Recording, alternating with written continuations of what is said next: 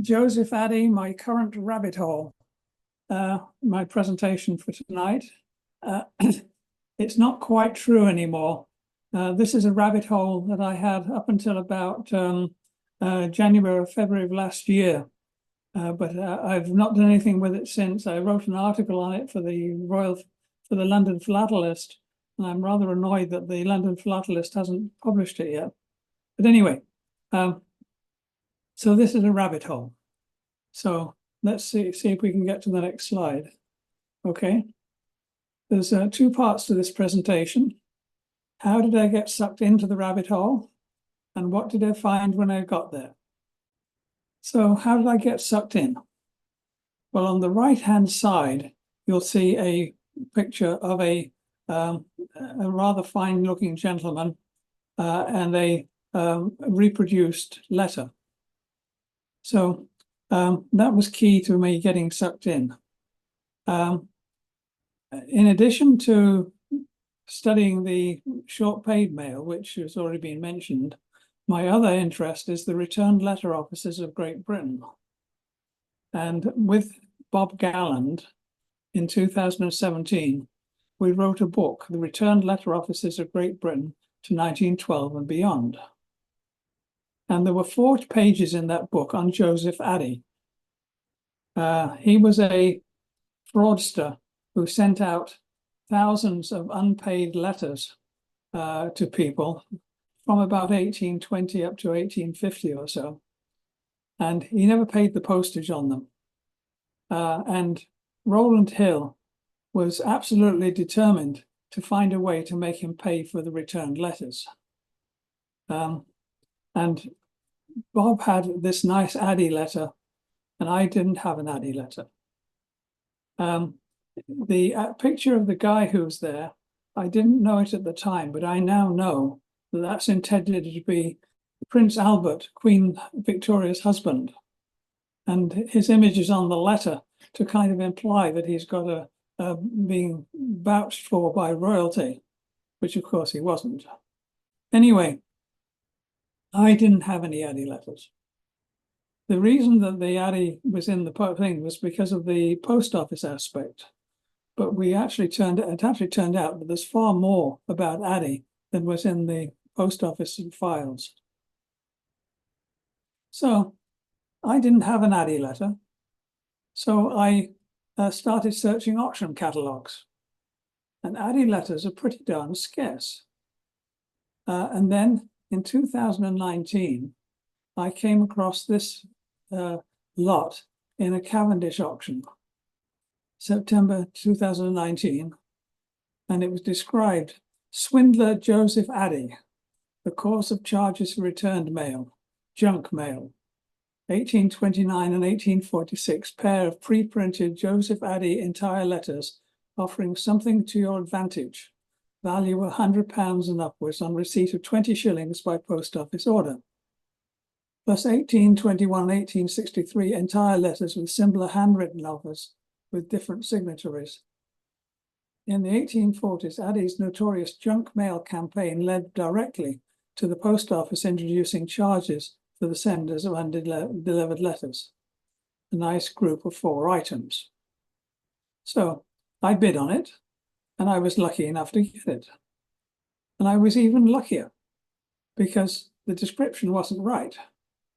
It wasn't 2 Ady letters that were in there. There were actually 3 Ady letters, which was even better. And I thought these were worth further research. And it's that research that sort of sent me down the slippery slope. I didn't know it at the time that it was going to be anything like as big a rabbit hole. So anyway, we were heading down the slippery slope. I reviewed all the published articles on Ady, and these were all written from the post office perspective. These were written by postal historians who had access to the post office files. They were all written more than 30 years ago. Now, we now have some additional tools. We can search for a name in a newspaper archive on the internet. So I did. And I found about 60 newspaper reports on Ady, which I was very surprised and more than I expected. and it was a big task to transcribe them, sort them, and digest them. Many were proceedings in the magistrate's court, and Ady was often accused of fraud. And there were some very lots of things. I can't show you all 60 of them, but I've got a few of them sort of copied here. This one is from the Lewes Advertiser, and it says, "Tit for tat. The following is a copy of a letter received last week per post by most of the overseers in the different parishes of this borough. The undersigned is able to inform you of something to your advantage on receipt of 20 shillings for his trouble. Respectively, Joseph Ady, 11 Circus Minories, London. Letters is not received unless post paid. If this be the Mr. Ady, of whom we've heard so much in the London prints, we fancy we have something in this town which would be greatly to his advantage, viz. The tread wheel." So people were getting pretty annoyed with Joseph Ady, as you can see from this. So I wasn't yet at the bottom of the rabbit hole. I did some more searching, and I searched Google Books, and I noticed that Michelle is online, Michelle Hood. And Michelle Hood introduced me to Google Books that enables you to search all sorts of books that are online and that have been digitized.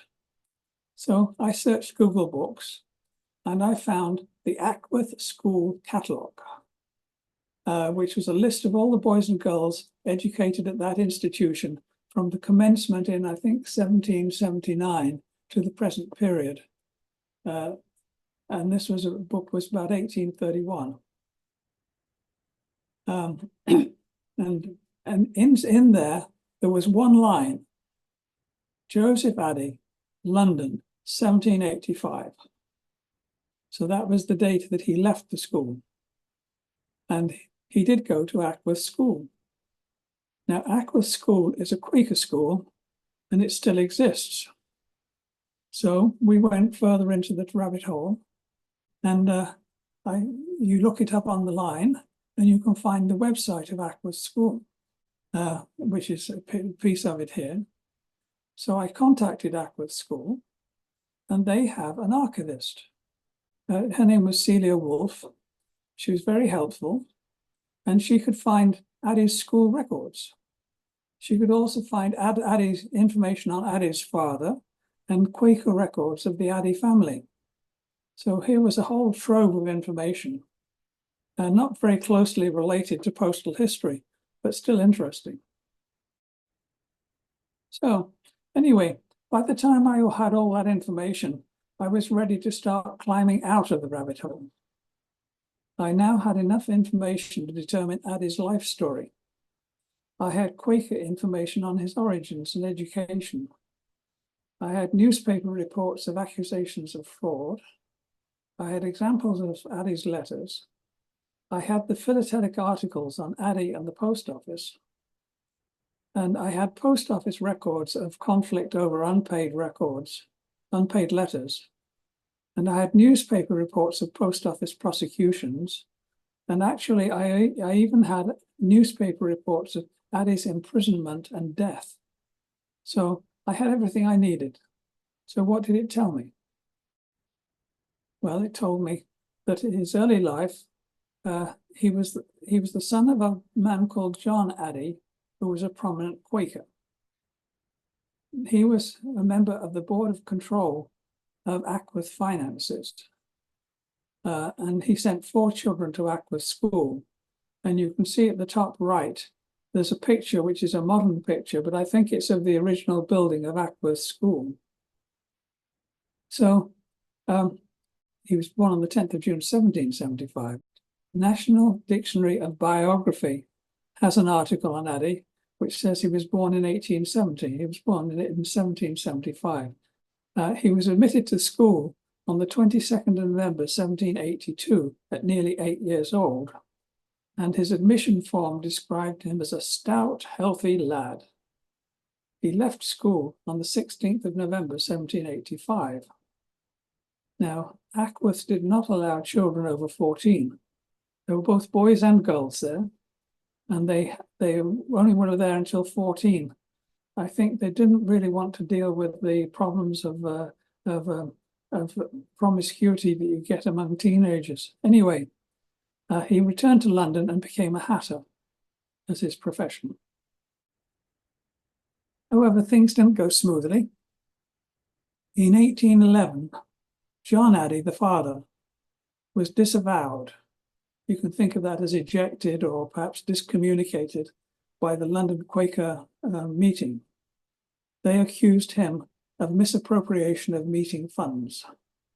In the same year, Joseph, the son, was also disavowed by the Quakers, and the stated reason was a failure to pay his debts. So that's the point at which he ceased to be a Quaker. But although he was no longer a Quaker, he dressed in typical Quaker garb for the rest of his life. And all the newspaper reports describe him as wearing Quaker garb. About 1816, he started writing letters. Now, the postal historian Stitt Dibbon says that it started in 1816, but I haven't seen any actual letters of his before 1821. And my first letter, which is illustrated on the right, is 1829.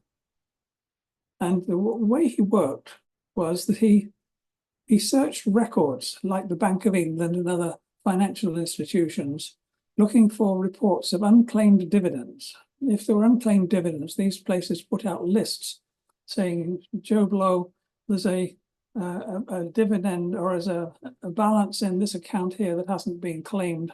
If you come to the right bodies and prove who you are, you can get your money. So he searched the records of unclaimed dividends, and he found people with similar names to the ones he was writing to, but not the same names, not necessarily anyway. And he wrote, offering something to your advantage on payment of £1. And the idea was that he would then give them the information about these unclaimed balances. But the information he gave was usually worthless. And he didn't seem to have any reports of legal trouble before about 1830. You can actually read the text of this letter with a little bit of difficulty. The undersigned is able to inform you of something he believes considerably to your advantage on receipt of 20 shillings now and something more at your discretion when £100 is recovered for his trouble, respectively, Jonas Ady. And it's got some postal markings on here from the London Penny Post or Twopenny Post at this time. Okay, so that's typical of his letters. He kept the same general idea throughout, but he did augment it, as you will see, as he went along. About 1830, his legal troubles started. This is a report from the Morning Post of the 12th of May, 1830. Police intelligence. Bow Street, Joseph Ady. Yesterday, Joseph Ady was charged at this office with obtaining a sovereign from Mr. Rismore, a solicitor in Norfolk Street, Strand, under false pretenses. William Ridgway was also charged with being an accessory to the fraud. There was also, as will be seen below, a second charge of defrauding Mr. Doherty, Member of Parliament, the Solicitor General for Ireland, of the like sum. Ady was never shy about who he was going to try and defraud, as you'll see. So the Morning Post had a full report of the proceedings. That's just the introduction. So Ady was tried in Bow Street Magistrates Court for defrauding Mr. Rismore and Mr. Doherty. And he was convicted of defrauding them of £1 each. And the Ady was required to return the money and not reoffend. This is like a pattern. Every time he's brought in front of a court, he'll do whatever the minimum is, and he'll promise not to be reoffend, but he always did. This was the first of many complaints in Magistrates Court. Now, here's one of the saddest stories. There are many reports in the newspapers. I said I found 60. Some of them were the duplicate reports of the same proceeding, but there must have been 30 or 40 different proceedings. This one is very sad. It's the story of George Thompson, and it was in the Observer of the 29th of October, 1832. Cruel deception at the Mansion House on Monday. A poor black fellow named George Thompson, a native of St. Kitts in the West Indies, stated that he had a good trade as a shoemaker at St. Kitts and was obtaining a decent livelihood until he received a letter addressed George Thompson, Esquire, from London, informing him that he would hear of something considerably to his advantage by application to Joseph Ady of Houndsditch. Well, George Thompson received his Ady letter, and he was very impressed with being called George Thompson Esquire. He thought that really meant something. And believing he would inherit money, he travelled to the United Kingdom by serving as a steward on a ship, and he worked his passage. Once he got here, he went to see Ady, and Ady refused to see him because he was black. Talk about racism, okay?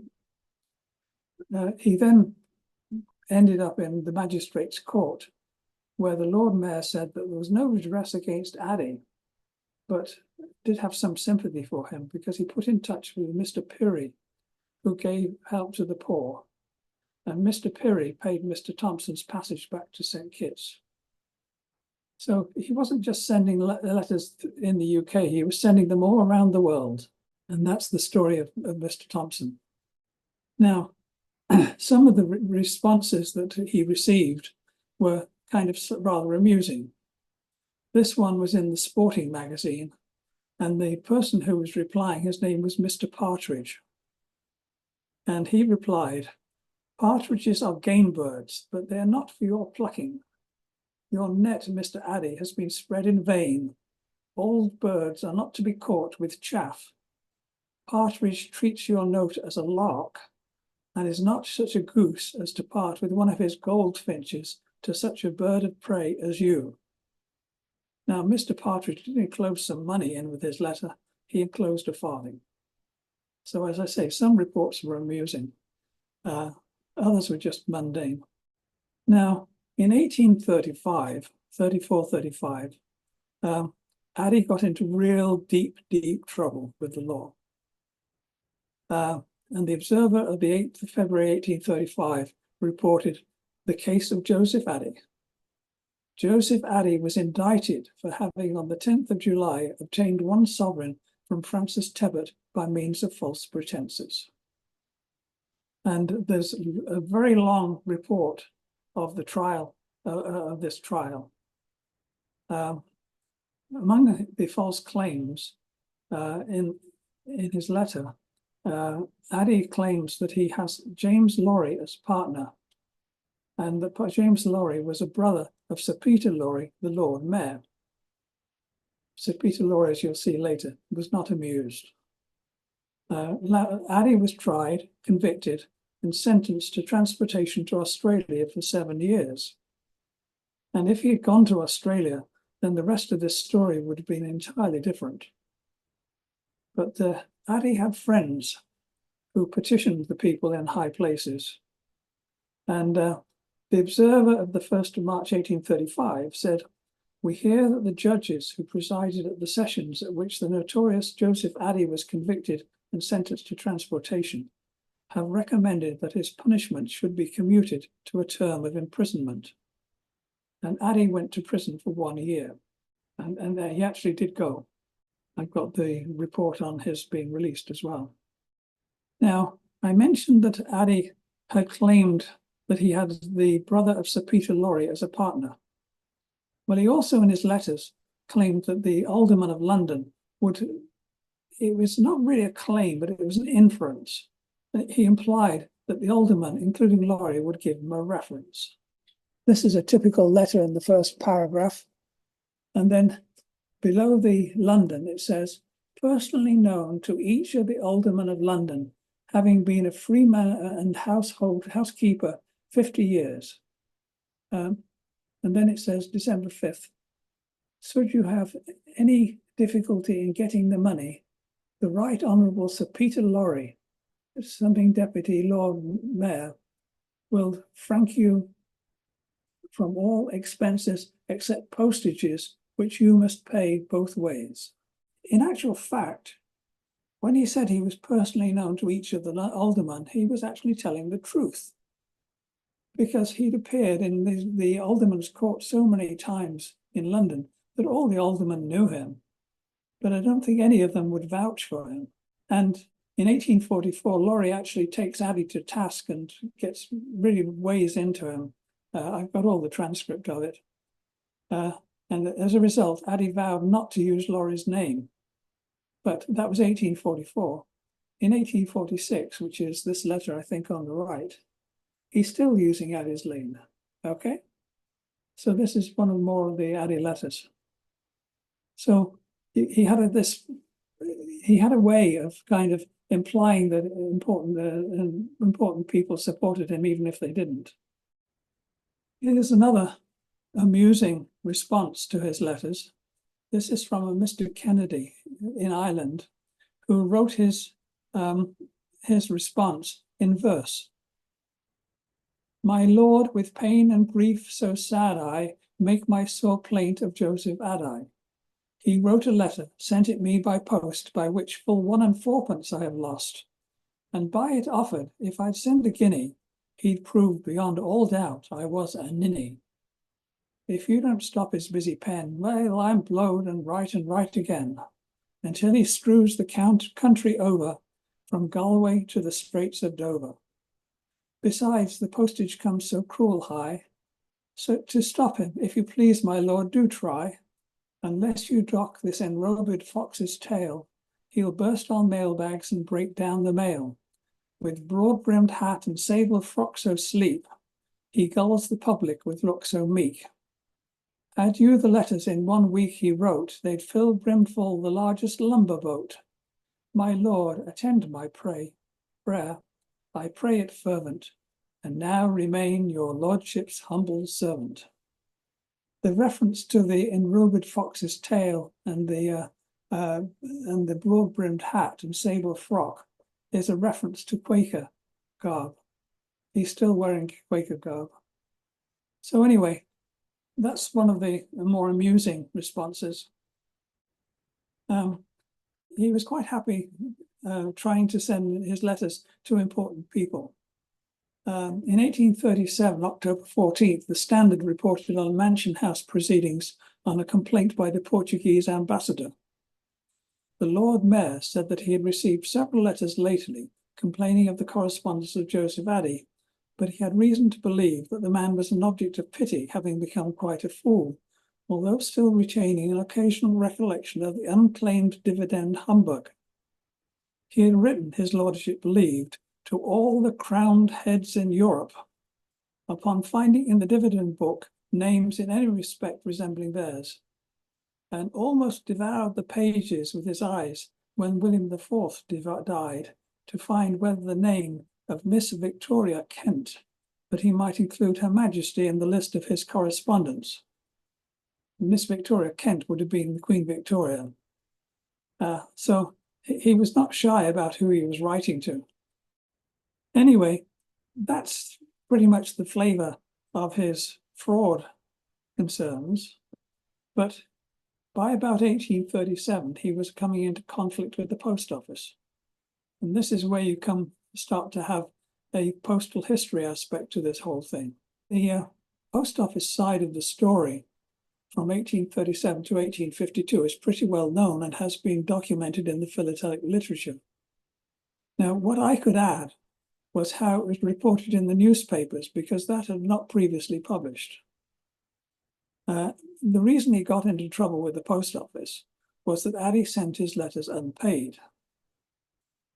The letters, by the time that people were getting a bit wise to him, many of the people who sent them to refused the letters or refused to pay the postage on them.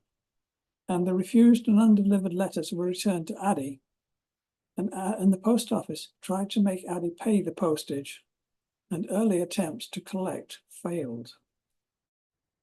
Now, this is a very sad piece on the right. It's what I consider to be a piece of philatelic vandalism. It's a reproduced letter, form letter from the General Post Office.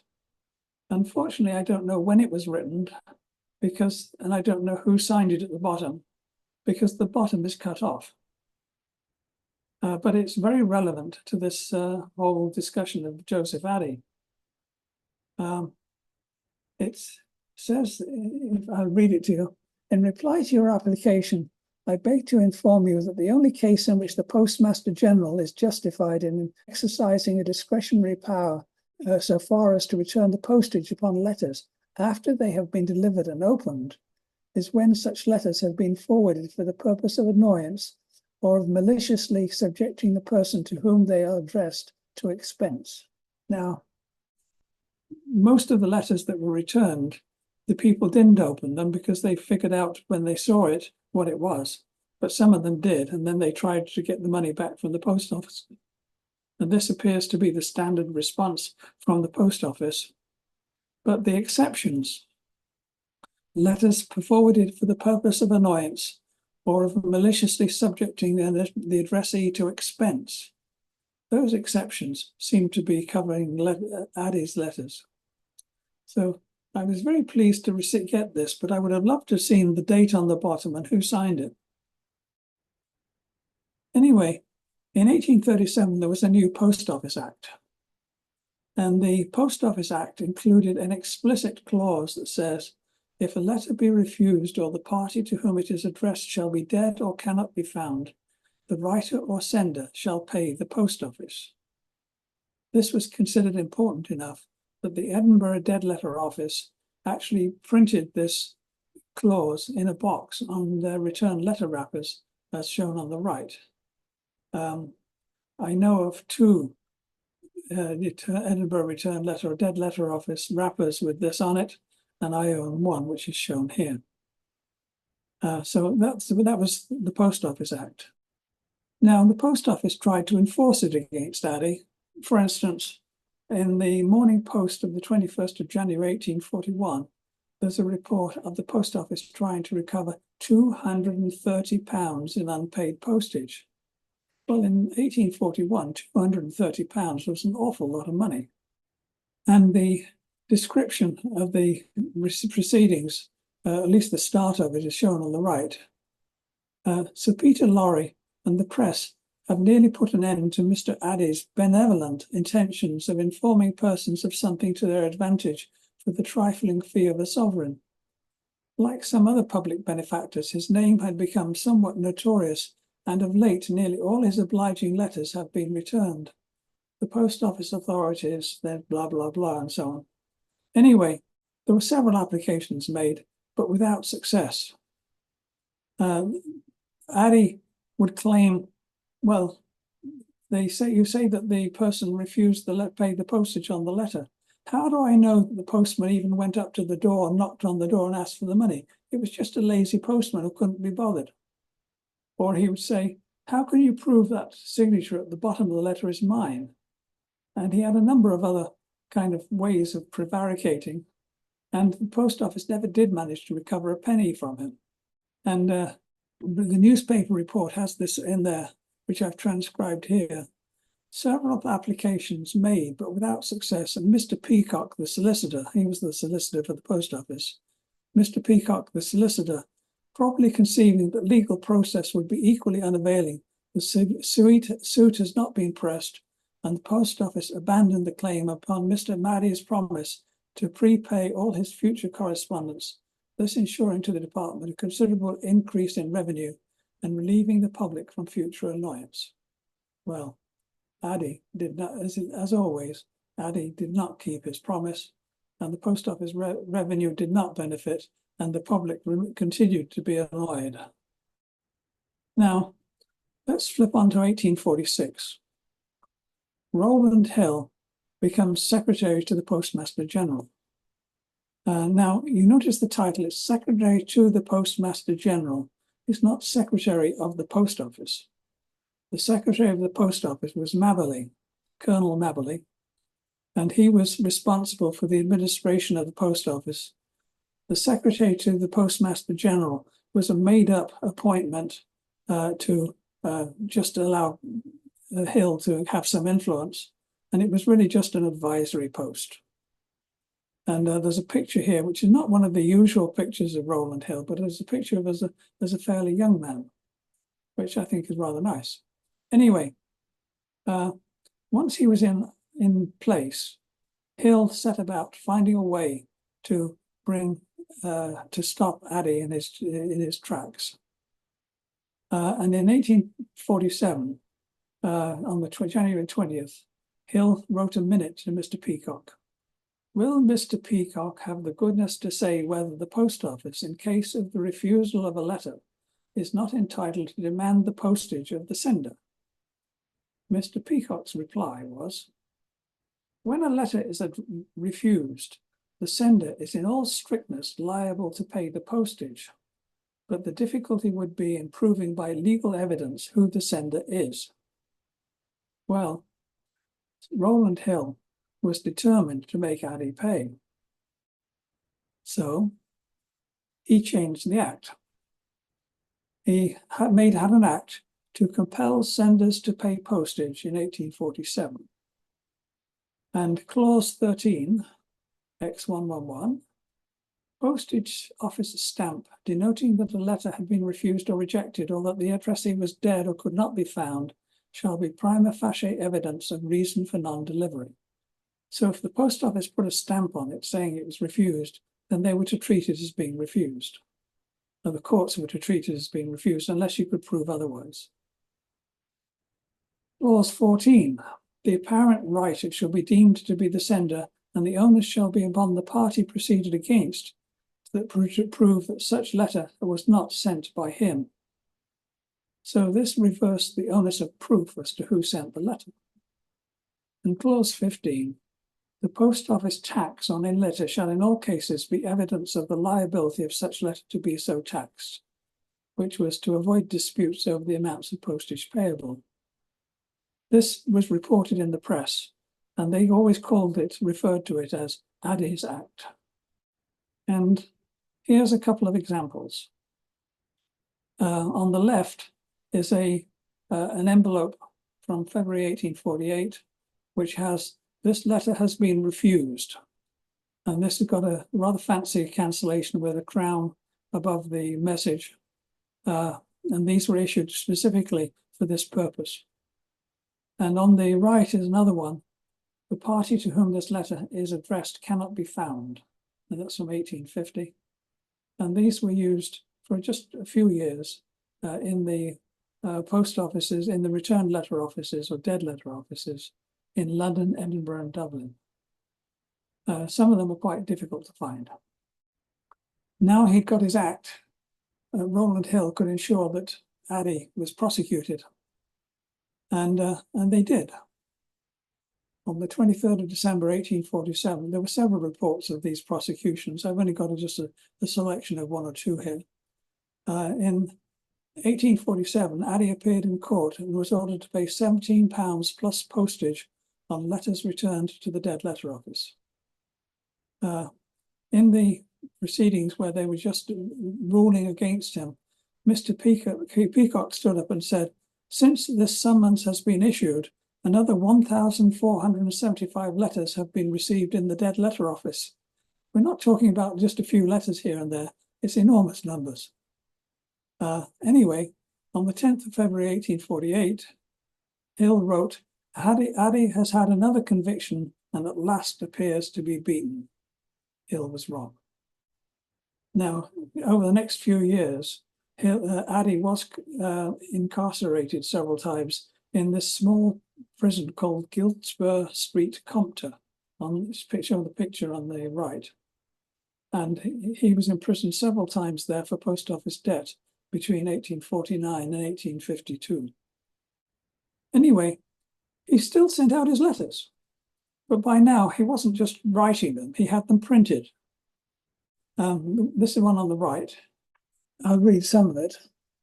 The third paragraph down says, the Right Honourable Sir Herbert Jenner Fuss, the Judge of the Prerogative Court, London, and therefore the first Judge in the British Empire, attended to my notice and received £10,000, which neither himself or his heirs otherwise would.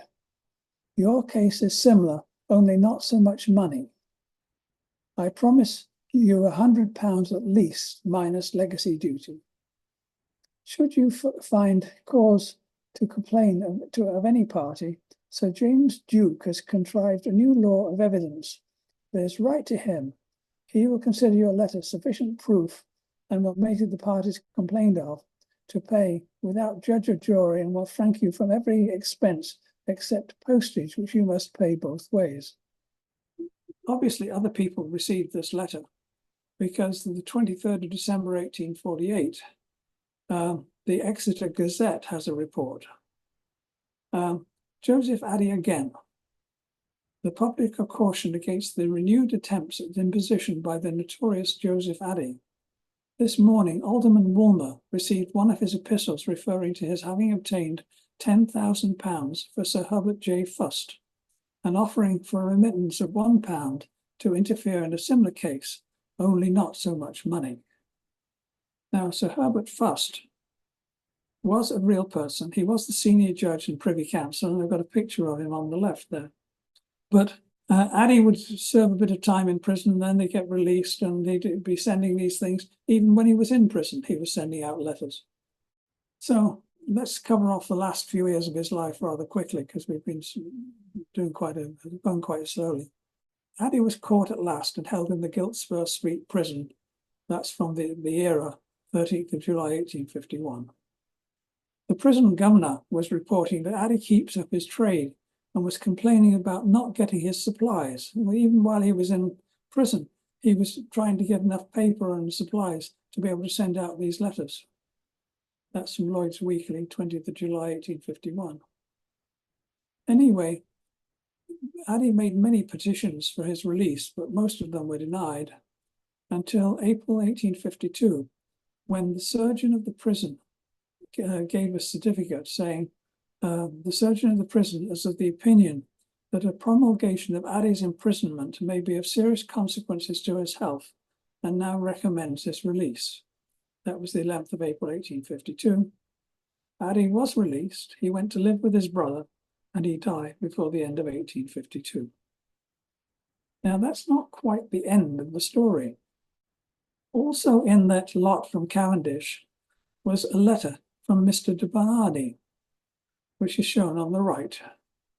This is another similar letter about dormant bank accounts and claiming money for them and so on.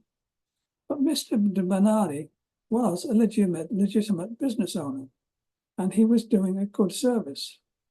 He did document a lot of unclaimed property, and he put out a book, de Bernardi's Index Register of Unclaimed Property, and that was available. I think you could buy that.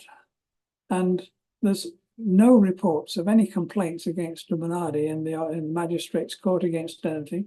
And I think he was actually providing a useful service.